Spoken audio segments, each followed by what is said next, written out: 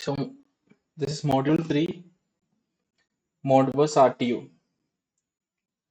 So what is Modbus RTU? So the Modbus is a broad protocol and RTU is just a part of that. So fundamentally, Modbus is a protocol which works over a serial interface. A serial interface might be RS485 or an RS232. So Modbus is a higher level protocol. It works over a over a electrical standard and over an UART interface. So that is why even in the last module I have briefly told that a protocol can work over some other protocol. An underlying protocol can be there. So that is called layering of protocols or protocol stack. So a protocol can work under another standard or under another protocol even. So the Modbus in this case works over this R8485, the Modbus serial protocol at least, and that is what a Modbus RTU is. And Modbus is not specifically limited to this RS485 or RS232 link. It can even be used in an RS. It can even be used in a TCP/IP network. So that is called Modbus TCP. And the other thing is called Modbus serial when it is using a serial interface like a serial connector. That is a Modbus serial. And when that is using a LAN cable or a TCP/IP Ethernet device, or when it is using Ethernet interface, that is when the Modbus is called Modbus TCP/IP. So here we will be restricting our discussion on Modbus serial. Just Modbus serial will be continued. And even in Modbus serial, there is something called Modbus ASCII and Modbus RTU.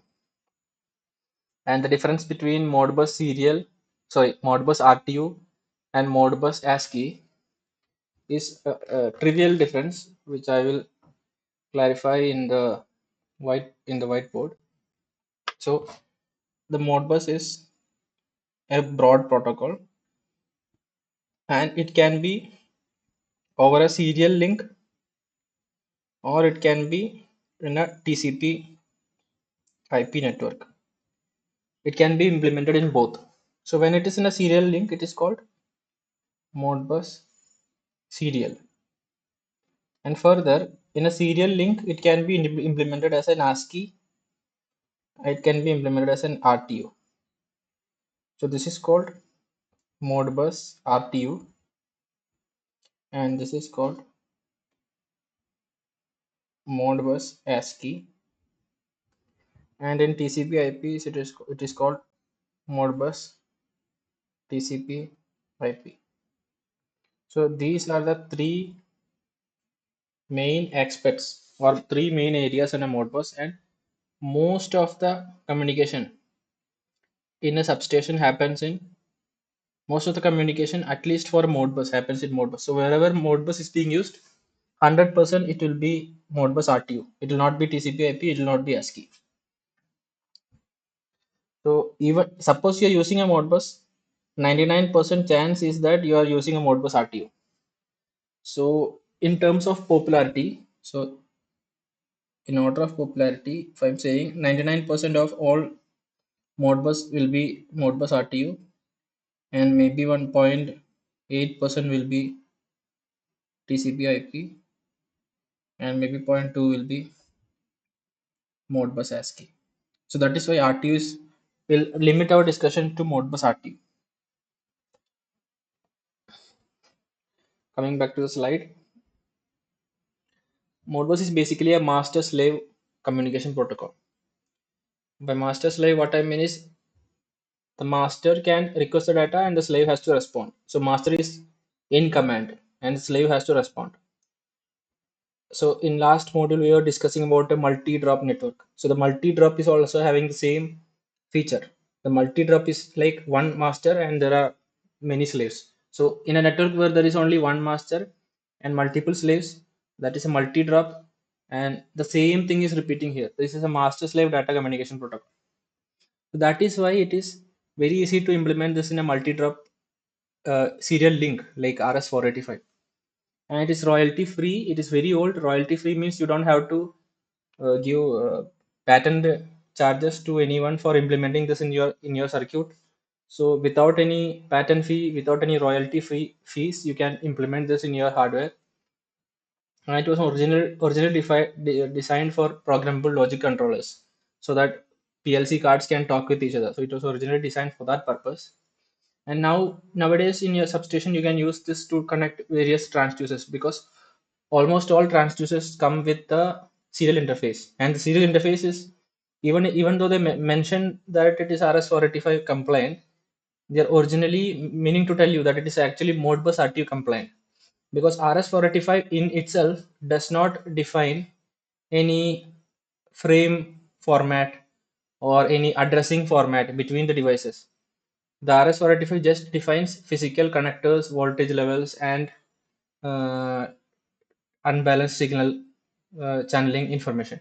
But this RS-485 in itself does not define any addressing format, any frame format, any data recovery or data correction format. So that is where a Modbus comes in. Modbus works along with all the specifications of a UART, along with all the specification of an RS-485. Additionally, Modbus adds some more specifications, and it works over these specifications. So that is what is mentioned. And then Modbus is very simple. It is one of the simplest RTU protocols. So you might have heard about IEC 101. This is another example of a RTU protocol. So this protocol is also used extensively in substation, between RTU and between the load dispatch centers, between SCADA devices, between HMIs. This protocol can be used, but it is more complex protocol. And I have limited my discussion in this module to to Modbus RTU, because first thing, Modbus RTU is much simpler, and second, Modbus, this IEC 101 is already covered in another module by as another faculty, has already covered this IEC 101 in detail. So it is very useful communication protocol, this one IEC 101, and it is slightly complex. It has more features. It is more advanced than Modbus RTU. It can be used in SCADA. It can be used in timestamping. Can be used in real-time systems. So it is a more complex version of the Modbus protocol. But here we are limiting our discussion to RTU. But once you cover this Modbus protocol in later stages, when you are more, you can even go for more advanced protocols like IEC 101, IEC 104 even. So these protocols, when while learning Modbus, you get an idea on how these protocols work, how the addressing works. So that is why you can start with a simple protocol like Modbus to understand complex protocols like IEC 101, IEC 104, all these things. So that is the thing, that it is very simple. It is, the Modbus is the first thing. It is like a chapter one of SCADA. Like you start with Modbus and then you go from there. And very little processing. Modbus is very easy to implement. You don't need any processing power at all. Like with a, even with a micro 8-bit microprocessor, you can implement a Modbus RTU device, compliant device. And it does not need any large memory power or software implementation. Is very simple. You can find a open source software implementations of Modbus RTU in GitHub, or if you search internet, you can find a Modbus RTU implementation. You can also check my GitHub page. I have also implemented a Modbus data logger in my GitHub page. It is open source and free to use. And additionally, Modbus is having error correction. It is having error detection. So suppose you're sending a data and error has happened, the data will not be reported in a wrong manner. The error will be detected, and Modbus has a facility that it can give you an error message. And once you get the error message, the master can either hold the device again or take some corrective action. So that is, Modbus is like the chapter one of SCADA, or chapter one of substation automation. Now moving on to further details. So what is a slave? Slave is, or we can interchangeably use a server. Server or slave, both refer to the same thing. Server is something, or slave is something which has some data which it can give to some other device. So these are sources of data, and specifically the word slave is used because a slave can itself not transmit the data. not in a Modbus RTU at least, because in other protocols like 101 it can do spontaneous transmission, but in a Modbus RTU, unless requested by the master device, slave device cannot transmit data on its own. And you have to be careful. We are talking about Modbus RTU. Don't think that slave devices in other protocols like IEC 104 or IEC 101 cannot transmit data on its own. In fact, it can transmit data on its own in other protocols. That is called spontaneous transmission. But we are limiting our discussion to our Modbus RTU, and a slave device cannot transmit until requested by a master. And the address range is limited to an 8-bit quantity, so it is 0 to 255.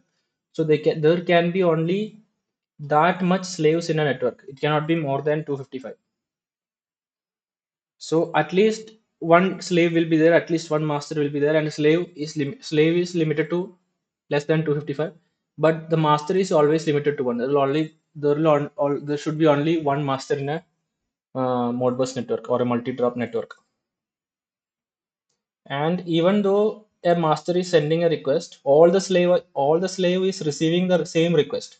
Suppose a master is sending some particular X register from a slave 1. The master is requesting this register X to be sent from slave 1. Even though that request can be seen by slave 2, slave 3, etc. up to slave n, only slave 1 will respond. So the slave which is getting that address recognized from the request, only that slave is authorized to respond. And the window for response is open for that slave only. That channel is restricted to that slave only. If that slave is compliant with Modbus RTU, the slave has to respect that restriction. The slave cannot arbitrarily respond to someone else's request. So that is what Modbus RTU protocol specifies. It does not have a mechanism to check for such restrictions.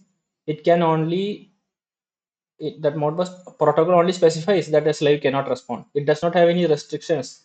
Say, suppose a poor implementation of a Modbus slave 2 does not care for its address and it sends a response, it can harm the entire network. Such a device. The protocol in itself does not have any mechanism to detect that a slave has erroneously sending responses, but that is what a RTU protocol, that is what the Modbus RTU protocol is. It does not have a mechanism to correct such responses from erroneous slaves, but basically if a slave device is following Modbus RTU protocol, it itself has to take care of the address. It should only respond when the address is recognized. Otherwise, the entire network will go down. Now coming to a master device, these are devices that collect data and they do not have data on their own.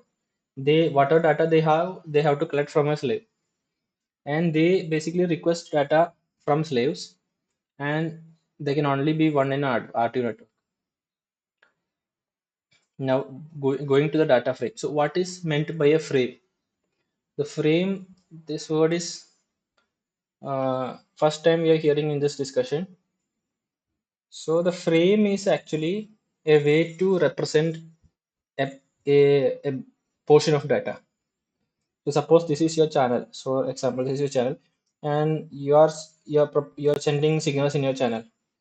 So a frame is a logical abstract concept of where a single unit of transaction happens. A single unit of transaction means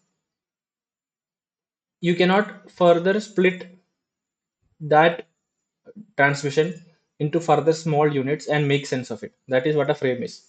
You cannot split a frame into separate parts without losing meaning of the protocol. For example, in a Modbus frame consists of a ADU and a PDU. A PDU is a protocol data unit, means PDU is this part of the message, the function code and data. I'll explain what function code is, I'll explain what data is, I'll explain all these things. But now you have to understand this part of the thing is PDU, protocol data unit. and the other part, including the address, including the CRC, this is called an ADU. So this ADU is called the frame of the frame of the Modbus RTU. The Modbus RTU frame consists of an ADU, and the ADU consists of address, PDU, and CRC. And PDU in turn consists of function and data. I'll explain what address is, what function is, all these things in the next slide. And between a stream of bytes, so between this, suppose this is a byte. A byte is this is eight. This is 8 bits. So this is a frame, and between each frame, the gap should be less than 1.5 byte durations. Otherwise, the Modbus frame gets broken down and the receiver does not make sense of the data. And the starting of a frame, before the starting of a frame, there should be a silent interval of at least 3.5 characters or 3.5 bytes. And between each frame, this gap should be respected. And the gap between of a byte inside a frame should not be more than 1.5. Means once a frame transmission has started, it should be a continuous stream of bytes without a gap of more than 1.5 byte durations. So this entire ADU again has a restriction. It should be less than 853 bytes. ADU should be less than 853 bytes. So ADU is having multiple bytes. That is why here it is shown that multiple bytes are there. So here it is shown four bytes are shown, but ADU can have anywhere from 4 to 253. The ADU length is variable. This n in the data is variable. Everything else is fixed, but the n is variable. The length of data is variable, so that ADU length is variable. But it cannot be more than 253 in a Modbus RTU implementation. So there will be multiple 8 bits, and the distance, once a frame has started, once you have started the frame, once you have started sending the address, the first 8 bit, you cannot stop for more than 1.5 byte durations. If you stop the frame, it will consider that the frame has dropped, and it will detect an error. The slave device will detect an error, or whatever device is being receiving, whatever device is receiving will detect an error if you stop for more than. So once you start sending a frame, once you start sending the address, you have to send all this function data, everything continuously without a gap of more than 1.5 duration. And once you stop, once you are finished, you should stop for at least a duration of 3.5 characters. And like I told in the previous slide, Modbus works over RS485. So in RS485, you are seeing RS485 basically follows UART, and UART, the data length is 8 bits or 7 bits or 18 bits. So each of the bytes that is being sent in this Modbus RTU is following this UART indirectly. Indirectly speaking, Modbus follows UART interface by following RS485. So each of these 8 bytes is a UART frame. They don't call UART frame actually, because I am using that term for explanation purpose. Each of these 8 bytes is a UART frame. Means each of this thing is transmitted as an 8-bit UART frame. It is having a starting bit, it is having a 8-bit data, it is having a parity bit, it is having a stop bit. So this entire thing is this thing. So each 8-bit is sent with one start bit, with one parity bit, and one stop bit. And a frame have multiple bytes. So each byte is sent like this, and a frame might have multiple bytes. So for making that picture clear, let's move on to the whiteboard. So you're sending a byte using UART, and it is having a start bit followed by 8 bits of data followed by a parity bit followed by a stop bit. Start, stop. And this is your UART frame, which you are using to send 8 bits or 1 byte. And a Modbus frame starts with an address. Address is 1 byte or 8 bits.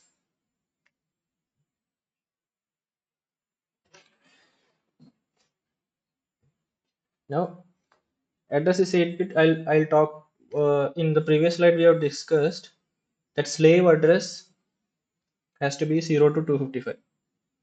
So, what an address is actually the address of the slave device which is sending the data or receiving the data. So, the address refers to the slave address.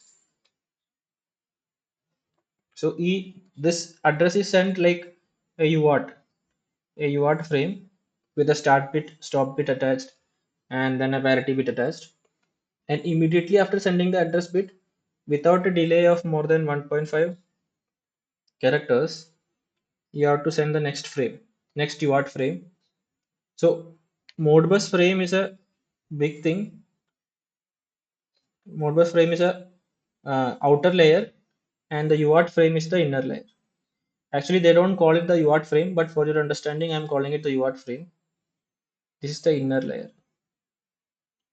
So the Modbus frame encapsulates the UART frame, and after 1.5 characters, you have to send the function code.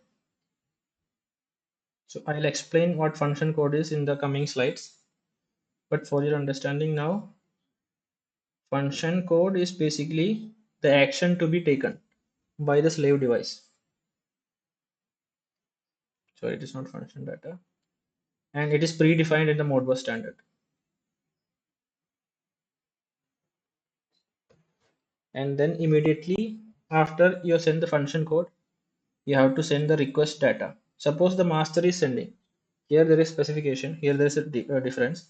Suppose master is sending this to slave. Suppose a master is sending this Modbus frame to a slave, then here data will be a request data.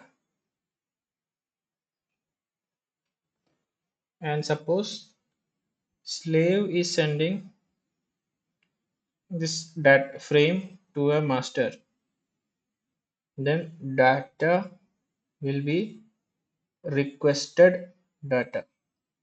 So the difference is, suppose this is an entire frame. Sorry, I forgot the CRC. CRC refers to cyclic redundancy code. Basically, it is a code used to detect error. It can only be used to detect error. So it is a code to detect error.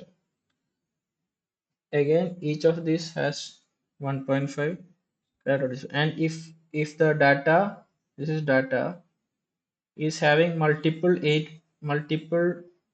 bits, then each of the, suppose this is having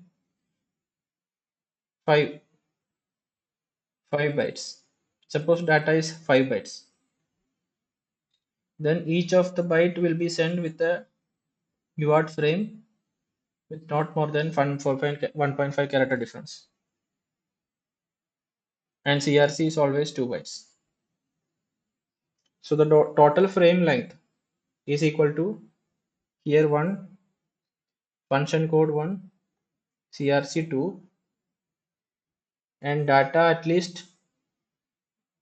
will be at least 2, more than 2 only, depending on the n, depending on the number of bytes you have to send. Data will be, so frame will be like n plus 3. So the frame will be at least 3. At least 3, and it will be not more than 253. This 253 where it comes from, I'll explain. This 253 is actually defined in the Modbus RTU standard, that the frame cannot be more than 253.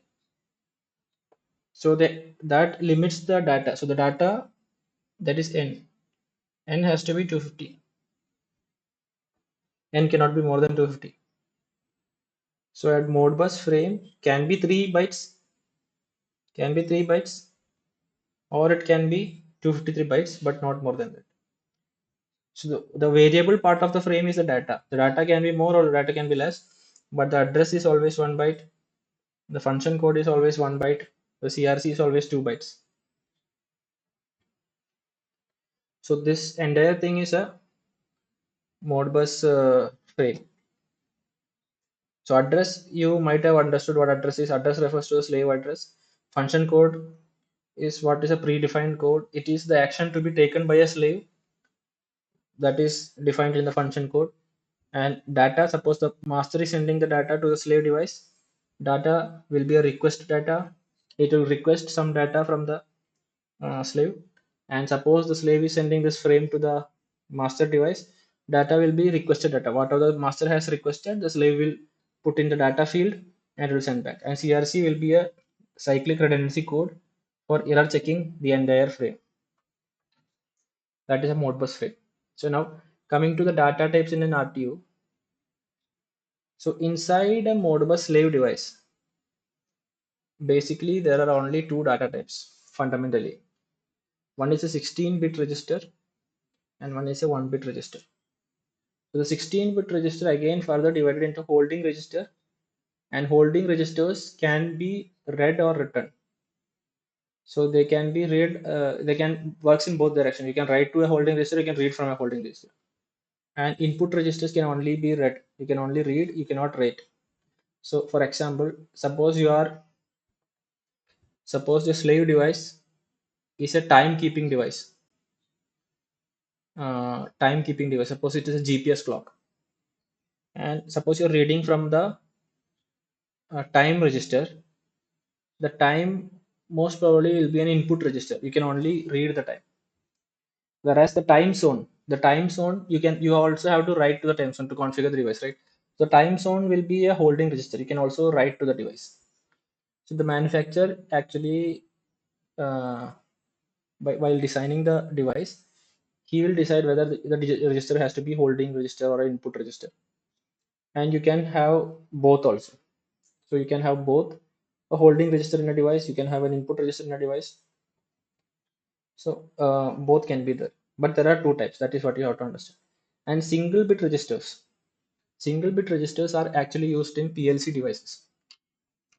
PLC devices are single bits are like contacts and coils. Means suppose your Modbus slave device is an output card. Is an output card for a chiller unit. Suppose for your AC unit is supporting Modbus, and your AC unit is having output contacts for operating various motors, various pumps, opening valves, closing valves. So for this output card, it is having contacts, and it is also having input card. Suppose the card is also sensing the position of the valve. It is sensing the position of a uh, flow device. So you can also have a coil. Coil is an input card, and output is a contact is an output card. In a single point of a single contact refers to a contact 1 bit register, and a single input binary input refers to a 1 bit register. So that is the direction of the data. Contacts can be read. You can only read from a contact, and a coil can be read or write. So that is basically the difference. And then these are the fundamental data types, two data types. And further, if you are segregating, there are four data types derived from the fundamental data types. And derived data types, moving on to the derived data types, these are data types which are, they are not specified in the Modbus protocol, but the manufacturers, when storing the data in the holding register, they use this derived data type format. So all of these derived data types use either the holding register or the input register. This is the fundamental building block of a Modbus derived data type. Means at least the minimum bit size will be 16 bit. So you can see all the data in this thing will be minimum of 16 bit. So this will use one register. This also will use one register. This will use two register. This will also use two register. This uses four registers. So using four registers, using four holding register or using four input registers, you can implement a 64-bit integer. Using two holding registers, each of 16 bits, you can implement a 32-bit integer. These are derived data types used by slave device manufacturers or Modbus compliant device manufacturers to internally represent data. But these data types are not defined by the RTU. They are implementation specific uh, used by the manufacturers. And coming on to the function codes, in previous slides I told that function codes are actually the action to be taken by the slave device. So suppose a master is sending a frame. Uh, so the master is sending a frame. We're going to the whiteboard again. So here is a master and here is a slave device. Suppose the master has sent a request and the slave address is maybe in this case. So I will be using slave address as 100. So in the Modbus frame starts with an address. So the master will request address 100 and function code, for example, say I'm using function code 04. So function code 04, I'll explain what function code 04 means, and then it is specifying that I need to read register number FF00. So what I have written here is a hexadecimal value. It's not a binary value. Hexadecimal value is base 16. So base 16 and FF00. You can convert between hexadecimal and binary values. So F stands for 16. So this is 2 raised to, so sorry, 16 raised to 3. This is 16 raised to 2, 16 raised to 1, and 16 raised to 0. So F stands for 15. This is 15 into 16 raised to 3 plus F again stands for 15 into 16 raised to 2 plus 0 plus 0. So this is how you convert a hexadecimal value to a binary value. You don't need to understand this specifically, but in case if you're having doubt why I have written OXFF0, it is a hexadecimal representation of a binary value, and this is how you convert between the two. The detail does not matter, but basically here you have requested register number OXFF00. It is a binary value. If you convert it to binary value, it might make sense. So you are requesting this register. The function code for, when you look at the table here, the function code for says read input register. So this is the action specified by the master to the slave. Master is saying that I have to read, you have to give me back the value of input register. So that is what is happening here. Moving on to the whiteboard. So this function code specifies that I want the input register value in return, and then I send this address from where I have to read, and then so give me this register is what is being sent. The request summary is slave device 100, please give me the register FF00 value of that, and then followed by CRC. It is terminated. So this is going to the slave, and the slave in turn responds with its own address. When the slave is responding, the slave will include its own address, and then it will include the function it is responding to. So here the slave is responding to the function 4, and then it will replace the request data with the requested data. So this is the request and this is the data. It will actually reply with the value, say the value. So slave is having internal register 1, 2, 3 up to maybe 0xFF00, and this is having a value of 50. So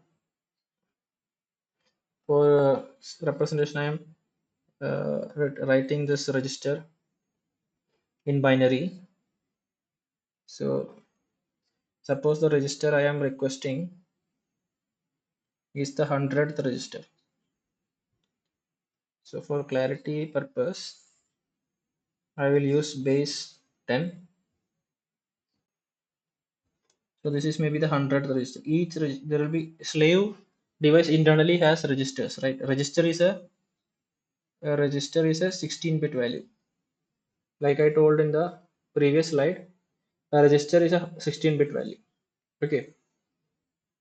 So each the register is having, the slave is having say 1 to 100 registers, or maybe more, 1 to 150 registers. So the slave will respond with the value of the 100th register, and then it will calculate its own CRC and send back. So this is a Modbus frame.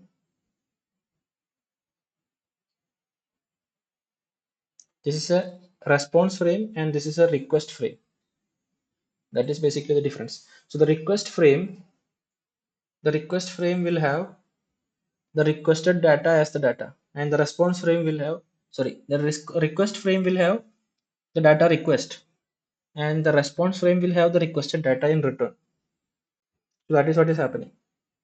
That is how Modbus devices use this Modbus frame to communicate. It will send the address, it will send the function code, and then the request register address.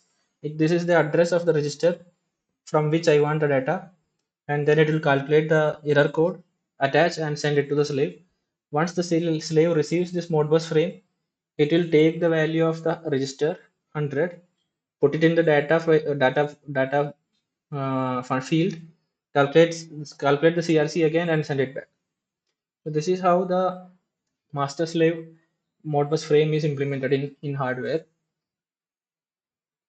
And so these are the various function codes. So here in that example that I've shown, I only use the function code 4, but there are more function codes. You can read holding registers, you can write to a register, you can write from a coil, you can read from a coil. And also, suppose you are get a request and you're not able to process. Suppose you're a slave device, you get a request for a reading a data from a register which does not exist. In that case, you have to raise an exception. By raising exceptions means replying with an error code. So what you have to do, you can use these diagnostic function codes for replying when in case of an error. Suppose I have sent data, master has requested data and the CRC is not matching. So I need to convey to the master that when you have sent the data, the CRC was mismatched.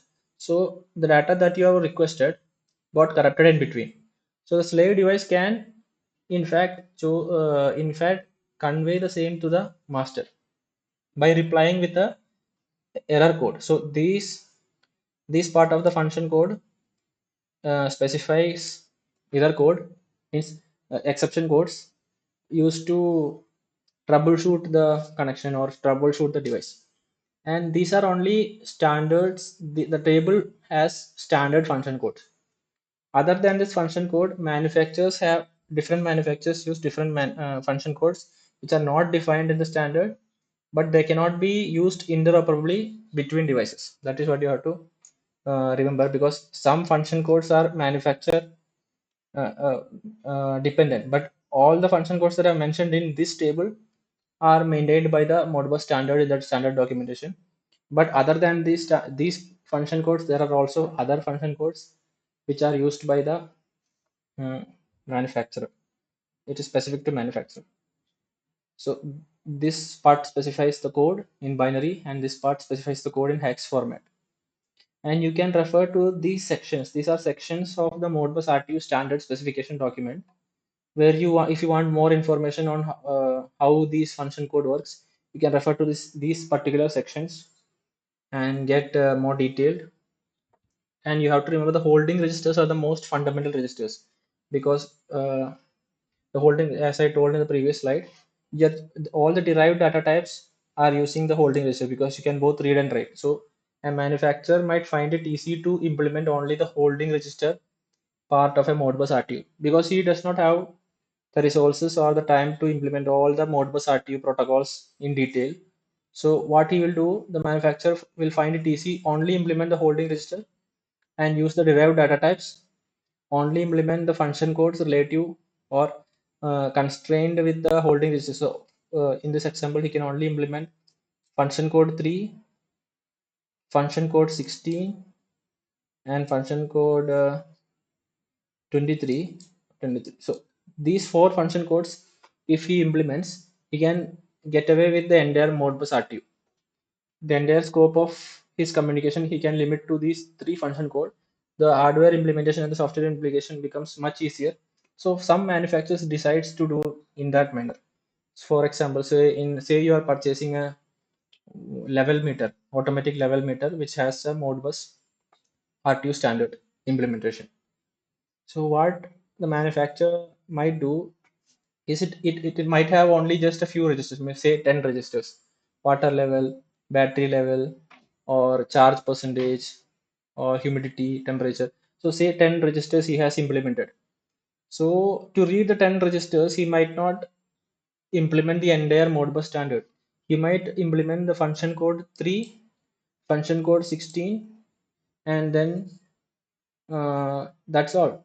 He might not implement the single bit register. He might not implement the entire address space or entire section.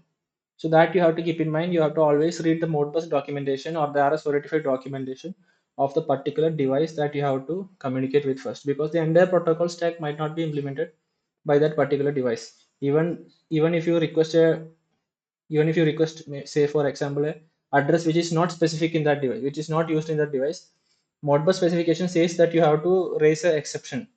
The slave has to respond with an error code, but the manufacturer might choose to not implement that and just not reply at all. So this is also what happens with certain devices which does not follow industrial standards or which chooses not to do so.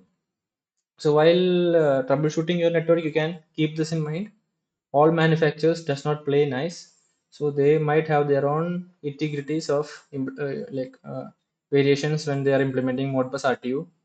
So the Modbus RTU says it should be big endian, data should be big endian. By big endian, what I mean is that the most significant byte is sent first, whether it is for data, whether it is for address. When you are making a Modbus frame, when you are making a data frame or Modbus frame, when you are making an ADU, when you are making a PDU, in a Modbus, always it should be big endian. But some manufacturers decides to, because their lower level implementation of the register might be small endian, or their CPU that they are using might be small endian.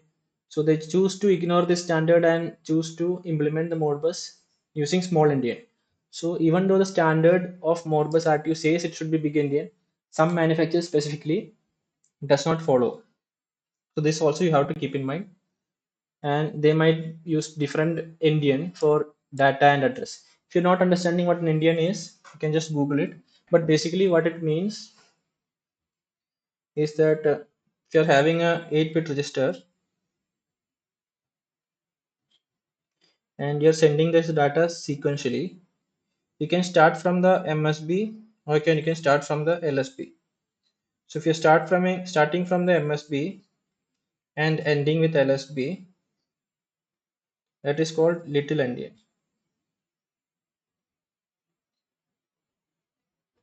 Sorry, my mistake. If you are starting with an MSB and ending with that is called big endian. And if you are starting with an LSB,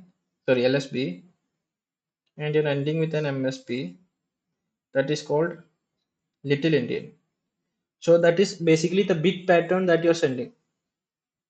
In what fashion you are sending. So whether you're sending the MSB first or whether you're sending the LSB first. And if you're having confusion that what MSB and LSB is, MSB is the most significant bit and LSB is the least significant bit. If any of these terms are confusing to you, you can just Google it, because I have to limit the scope of my discussion and not go beyond the scope. So that is why if you have any further doubt in Little Endian or Big Endian, you can Google it and get that cleared off before moving on. But basically, Modbus RTU says that it should be Big Endian, but it need not be the case always. And like an example that I have shown, the request function code for, as shown in the previous table, read input register, the starting address, and the request also has the starting address from where I have to read and the quantity of input register. So suppose uh, suppose this is a request sent to a reader register number 9. So this is an example. This table shows an example of a request sent from a master to a slave for getting a register from register address 9. So first it will start with the address of the slave device first, and then it will start with the function code. Starting address will be defined in 2 bytes. So function code 4 has, this is the requested data. This is the request data, and the response, this is the requested data. Response will have the requested data. This is the request. So the request says I do need to read, the function code says I need to read input registers. I need to read input register. Give me one register starting from address 8. That is basically the request. Give me this quantity of registers starting from this address. And the response says I am sending you 2 bytes, and these are the 2 bytes. So if you want to get into further integrities of the implementation, you can follow these sections of the standard Modbus documentations. I'm limiting my scope of discussion to the basics. So the implementation, again, if you want detail, you can refer the standard documents. And for DIY, if you want to get your hands on, you want to learn hands on, you can uh, there are basically open source implementations of Modbus RTU protocol on GitHub. You can also use a protocol tester like WinC, QTester, etc. You can use an RS-485 converter if your laptop is not have, or your PC is not having an RS-485 port. You can use Modbus RTU for reading data from Borewell, Solar, etc. There are basically many. I am not listing everything. You can use Modbus to implement the local RTU in your station. You can collect data from various auxiliary devices. You can install a transducer, multifunctional transducer in your LT system.